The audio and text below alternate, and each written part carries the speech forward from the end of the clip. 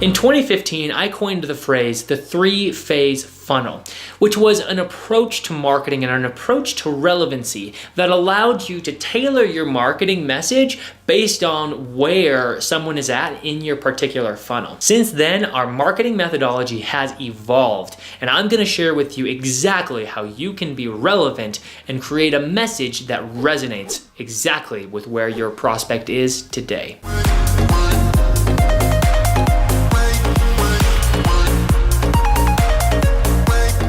So what is relevancy?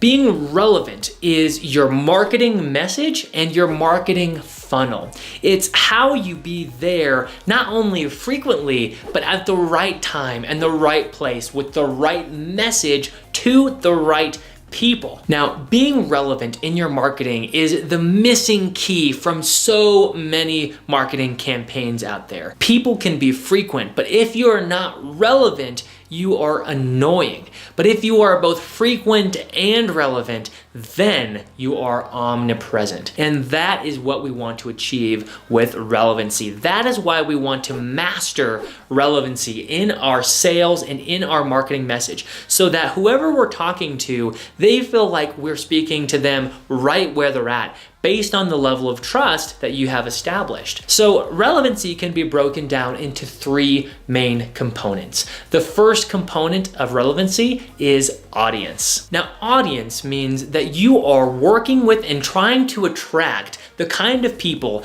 that are perfect for your service or your product. Crazy thing about this is that marketing is polarizing, right? Good marketing is polarizing. If you are relevant to one person, it means that you are not relevant to another person. And if you try to be relevant to everyone, you're going to end up being relevant to no one. So how do we attract the right people to your business?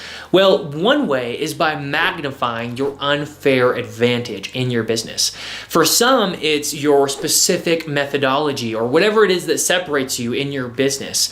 For another person, and I would even say for most of us, it's our personalities. It's who we are. Being actually vulnerable, like we talked about with intimacy, but also being just so naturally us that we automatically polarize, because there's going to be people that want to work with you because of who you are, and then there's going to be people that they just don't vibe with you, and you want to make sure that you are identifying the ones who you are attracting and that you are okay with the fact that you're not going to be relevant to everyone. The next component of relevancy is your offer. How can you create and craft and position yourself to have the perfect offer to the right kind of person? And we achieve this by answering this one simple question. What is it that I can perform or offer that is going to allow and achieve the highest level of transformation for my clients? For me, my offer is the Omnipresence Engine. It is a service that helps entrepreneurs become omnipresent in their niche and implement the FIRE formula into their business. And my offer works so well because I select those that I work with so carefully. And that is how audience and offer combine in relevancy. Now, the third and final component of relevancy is your message. Your message is how you communicate and how you say what it is that you say.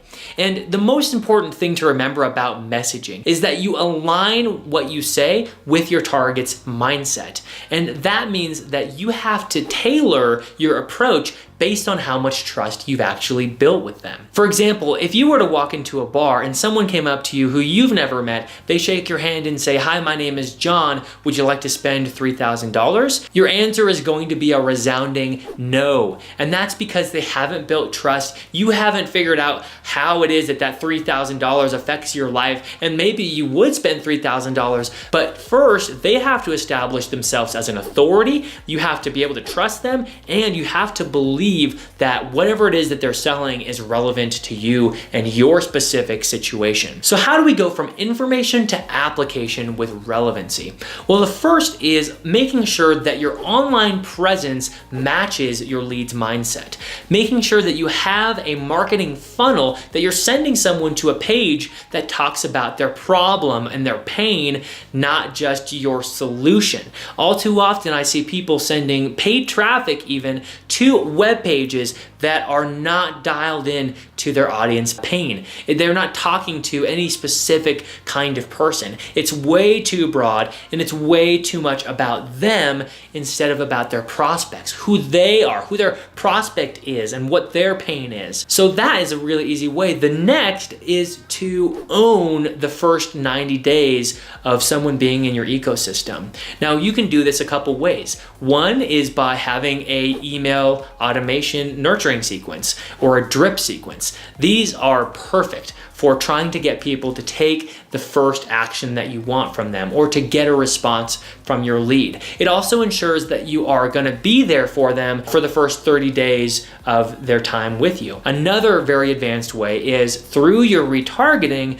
not trying to make a sale, not trying to say, okay, great, you visited my webpage, now buy from me. Actually, it's about saying, hey, you visited my webpage, I'm going to instruct you, I'm going to send you content for the first 14 days online, and then I'm going to start asking you for a sale. Then I'm going to encourage you to fill out that application to have a phone call with me or a strategy call. And by doing it this way, not only does it make them feel better because you're not the pushy salesman, you are actually the one who's just trying to help them. You are establishing yourself as the authority in your niche first, then asking them for their information. And this is also another reason why opt-in forms aren't working as well as they used to, or they cost more at least than they used to, because people are asking for too much information too soon.